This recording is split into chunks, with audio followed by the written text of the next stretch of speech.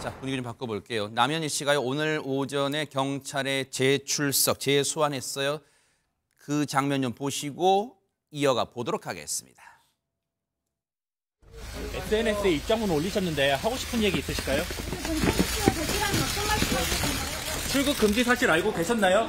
본인을 고소한 학부모에게 한마디 해주세요. 김민석 강서구의원 추가 고발에 대해 하실 말씀 있으신가요? 손정혜 변호사님, 이 첫 번째 출석했을 때는 사실 MBN 취재 기자한테 딱 걸렸어요. 그때 이제 저희가 단독으로 이 시간대 뉴스파이 때도 보여드렸는데, 근데 그때 이후로 이제 이렇게 두 번째 소환도 상당히 빨리 이제 부른 것 같은데, 혹시 이제 이게 원래 경찰 수사의 수순입니까? 어떻습니까? 일단 경찰로서는 신속하게 수사하겠다라는 의지를 보이고 있는 사건입니다. 왜냐하면 피해자 수가 너무 많고요. 피해 금액도 20억 넘는 상황이기 때문에 굉장히 큰 피해 사건이 돼버린 겁니다. 심지어 남현희 씨 같은 경우는 한 피해자 부부가 11억 상당의 어떤 피해를 입었는데 남현희 씨의 공범 여부도 조사해달라고 아예 고소를 한 사건이 접수가 되어 있고요. 그래서 피의자로 전환될 수밖에 없고 피해자도 다수인데다가 피해 액수가 크기 때문에 경찰로서는 빠른 시일 안에 이 조사를 마치겠다라는 의지를 갖고 있다고 보셔야 될 것 같고요. 네. 처음 조사를 10시간 정도 받았다고 합니다. 그리고 나서 두 번째 이제 소환 조사를 지금 하고 있는 것이고 네. 주로 일단 사기의 공범인지 여부, 예를 들면 이 전청조 사람의 실체를 언제 알았는지, 그래서 전청조가 피해자들한테 피해를 야기할 때 과연 남현희 씨는 어떤 입장이었고 어떤 생각을 가지고 있었는지를 꼬치꼬치 확인할 수밖에 없을 겁니다. 왜냐하면 사기 행각을 알면서도 도왔다면 방조범, 나아가서는 공범도 성립할 수 있기 때문에 민사적으로도 이 남현희 씨의 행동이 어떤 행동이었는지 여하에 따라서 배상 책임을 같이 지냐 안 지냐가 굉장히 중요할 수밖에 없거든요. 그래서 신속하게 조사하고 있는 것이고요. 저는 유무죄를 단정하기는 어려운데, 예를 들면 가장에서 조금이라도 공범의 여지가 있다, 일부 피해자에 한해서는 그런 피해액이 지금 11억도 아니고요. 5천, 7천만 남아도 구속영장 신청해야 되는 사안이거든요. 그러다 보니까 혹시 모르게 만약에 혐의 사실 인정될 가능성이 있으면 신병합보도 신속하게 필요하고요. 그래서 지금 조사를 굉장히 짧은 텀이지만 잡은 것으로 보이고, 남현희 씨도 내가 신속하게 수사 협조 다 하겠다라는 입장을 보였기 때문에 신속한 조사가 가능했습니다. 남현희 씨가 오늘 경찰에 재소환됐다는 것도 관심이었지만, 더 들어가면 또 하나의 관심은 오늘 전청조와 남현희 씨가 대질 조사가 이루어질 가능성에 초미의 관심이 쏠렸어요. 그런데 백성원 변호사님, 대질 조사라면 경찰 딱 봤을 때 대질 조사 물어본다. 이건 전청조가 거짓말. 이건 남현희 씨가 거짓말. 이렇게 밝혀낼 수 있어요? 뭐가 한 번에 그게 되면은 모든 사건을 다 대질 조사하면 끝나겠죠. 근데 그건 아니고요. 그러니까 일단 이제 두 사람 각자의 이야기, 오늘 여기서 그럼 결국 이건 남현희 씨가 맞습니다, 이건 전청조 씨가 맞습니다, 이렇게 양 당사자가 타협이 되겠습니까? 안 되죠. 그렇기 때문에 결국 객관적 증거를 기초로 해서 누구 진술이 더 맞는지 부합하는지를 확인하는 작업이라고 봐야 될 것 같고, 일단 지금 너무 논란이 많잖아요. 이게 성전환 관련해서 그걸 남자인지 여자인지 언제 알았고 이런 건 별로 중요한 게 아니고, 오늘 대질 과정에서는 소위 그런 류의 세간에 관심하는 사항보다는 일단 그 전청조가 재벌 3세 혼외자가 아니라는 걸 언제 알았느냐, 그게 되게 중요합니다. 왜냐하면 지금 전청조는 내가 기자 사칭한 사람하고 해가지고 하다 들통이 나서 지난 2월부터 남현희 씨가 내가 재벌 3세가 아닌 걸 알고 있었다. 그럼 신분이 아니라는 걸 알고 있었으면 그 뒤에 사기의 공범이다가 가로하고 포함되어 있는 거거든요. 전청조의 주장은.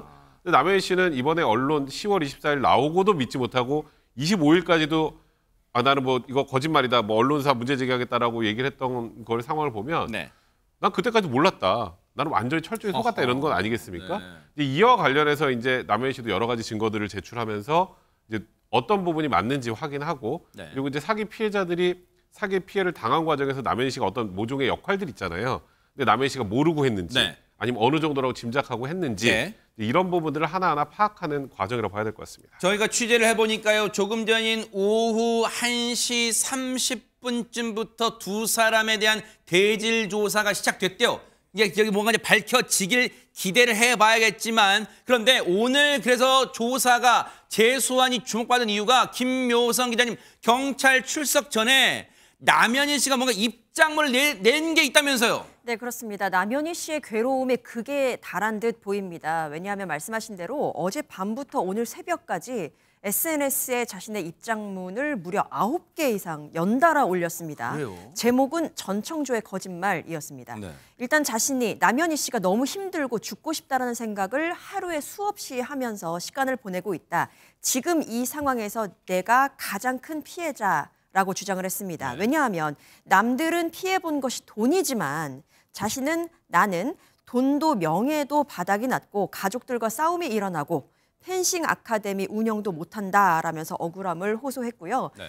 그리고 전총조를 만나면 머리채를 잡고 욕하고 싶다라는 이야기도 했습니다. 왜 내 앞에 나타나서 사람의 인생을 뒤흔들어 놓았는지, 또 돈은 자기가 어딘가에 다 숨겨놓았을 텐데 왜 감당은 내가 해야 하는지라면서 격정적인 감정을 토로하기도 했고요. 아하. 또 마지막으로는 참 앞으로 얼마나 자신이 버틸 수 있을지 모르겠다. 정말 내가 죽어야 이 사건이 끝날까라면서 참담한 심경을 그대로 드러냈습니다. 네. 지금 하재근 평론가 이제 핵심 내용만 김묘성 기자님이 간추렸는데도 딱 봐도 격정적 표현 또 전개되지 않은 표현 등 막 섞여 있어요. 어떻게 보셨어요, 하재근 평론가님은? 그렇죠. 남현희 씨가 본인의 주장이 맞는다면 정말 피를 토할 정도의 심경이 될 수 있는 상황이잖아요. 그래서 뭐 나는 지금 26년 노력이 다 무너지게 생겼고 나 원래 낙천적인 사람이었는데 지금 너무 참담하고 나는 피해자가 맞다. 정말 몰랐다. 답답해서 미칠 지경인데 내가 죽으면 이 억울함을 알아줄까 봐 이런 식으로 지금 쓴 거거든요.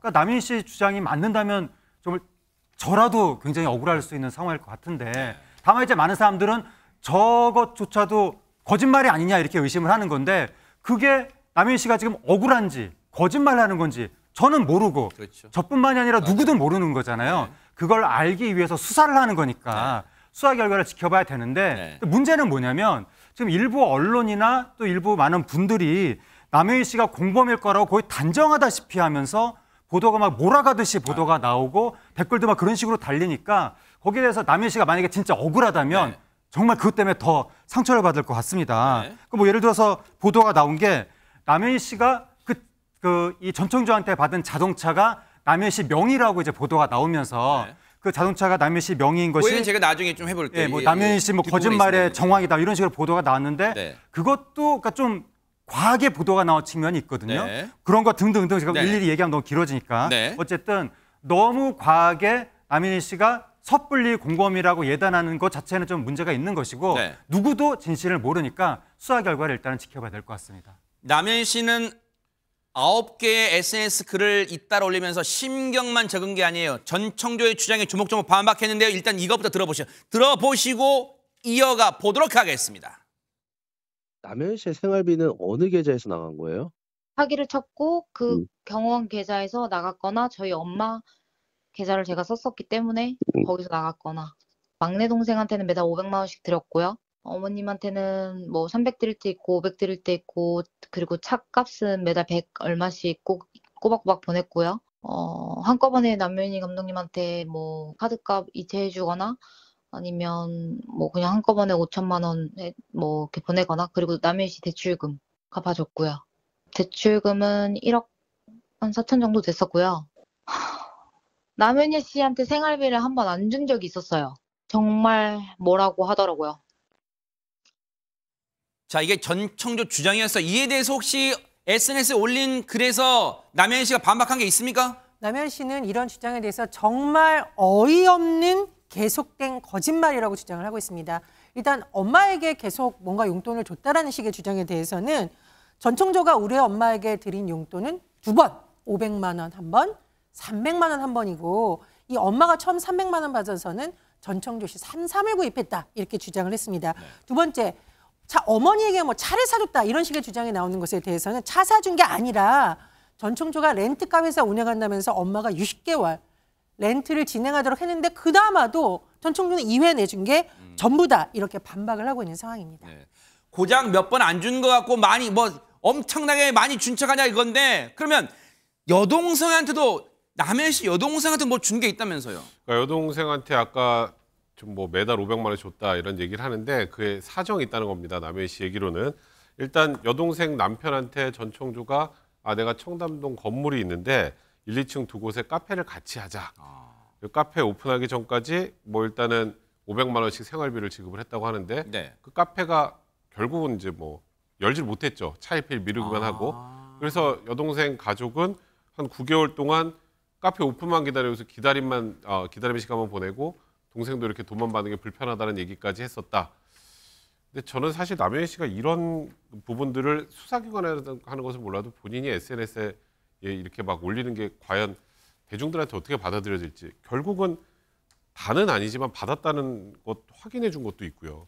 결국 동생도 카페 오픈 미루면서 생활비를 결국은 받은 얘기잖아요. 물론 사정 있고 억울한 측면이 있겠지만 대중들한테 그렇게 썩 좋아 보이지 않을 것 같아서 이런 부분들을 자꾸 SNS에 올리시는 거는 제가 개인적으로 생각할 때 바람직하지 않은 것 같습니다.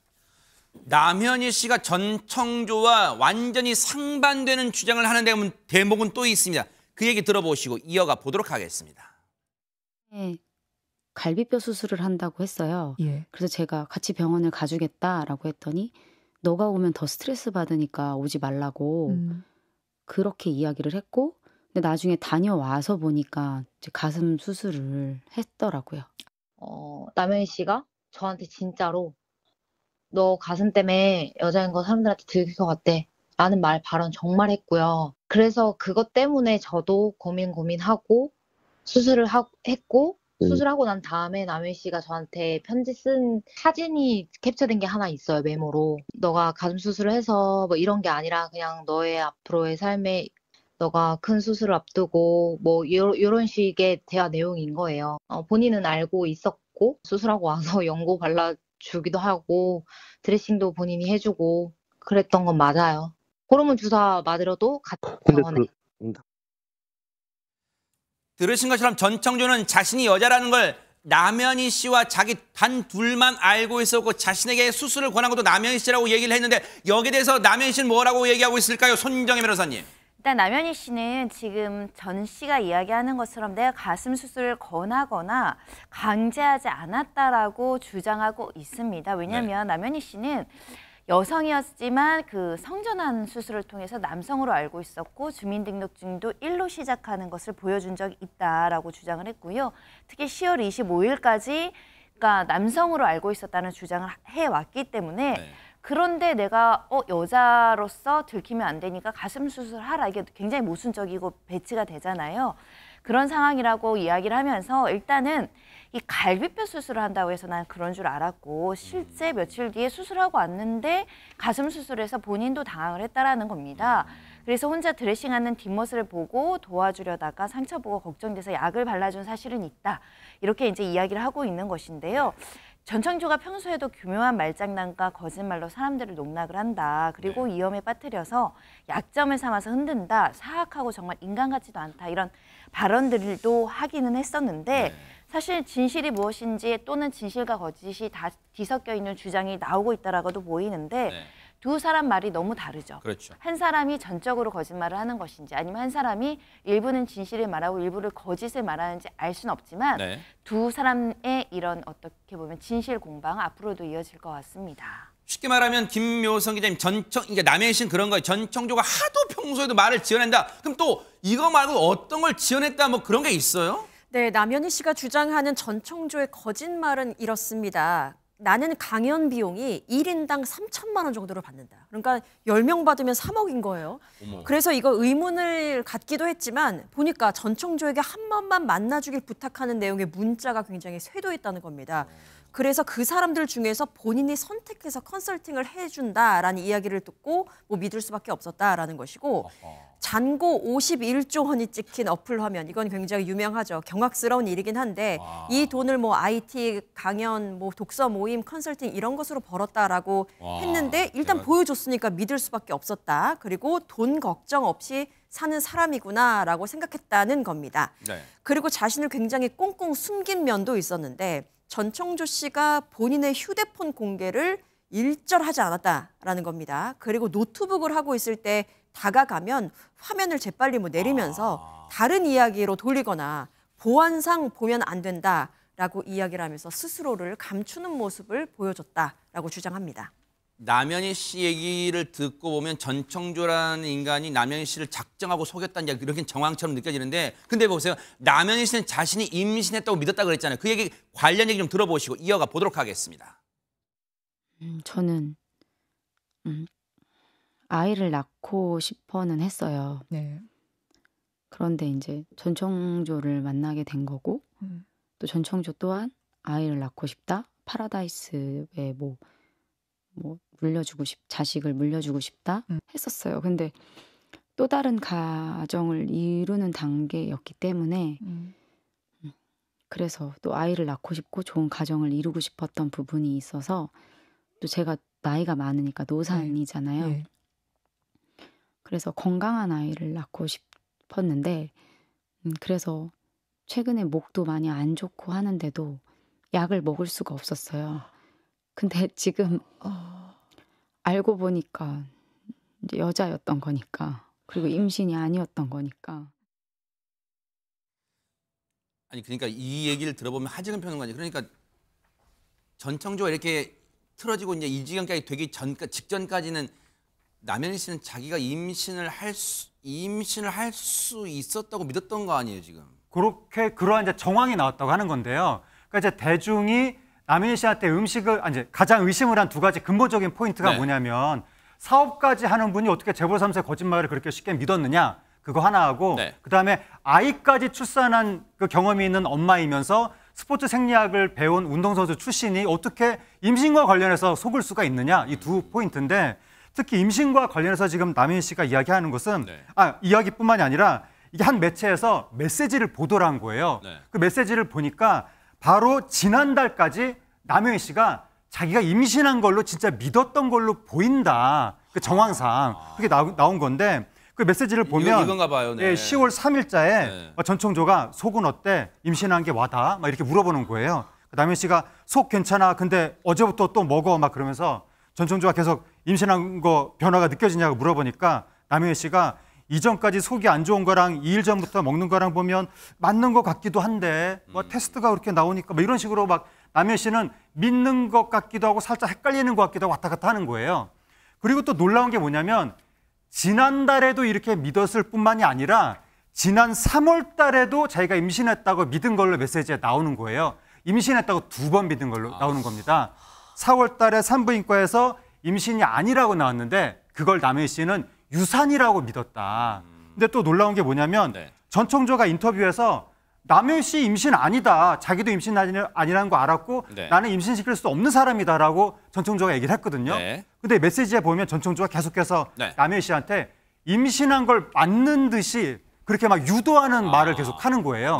그러니까 전청조가 남현희 씨가 임신했다고 믿도록 심리 조정을 한 것이 아니냐, 그런 정황이 나온 겁니다. 근데 심리 조정뿐 아니라 백성문 변호사님, 전청조가 이런 뭔가의 심리 조정뿐 아니라 뭔가 쐐기를 박는, 이런 거짓말에 쐐기를 박는 행동까지 했다면서요. 사실 뭐 저희가 잘 이해는 되진 않죠. 만약에 성전환 수술을 했다고 하더라도 임신이 되는 것 자체가 불가능한 것이기 때문에 이게 과연 남현희 씨가 모른다는 게 말이 돼라고 생각을 많이 했는데, 조금 전에 하재근 평론가님 얘기해 준 것 외에 어떤 게 있었냐면, 지난 3월에는 임신 축하한다고 케이크 선물까지 전청조가 남현희 씨한테 했다고 합니다.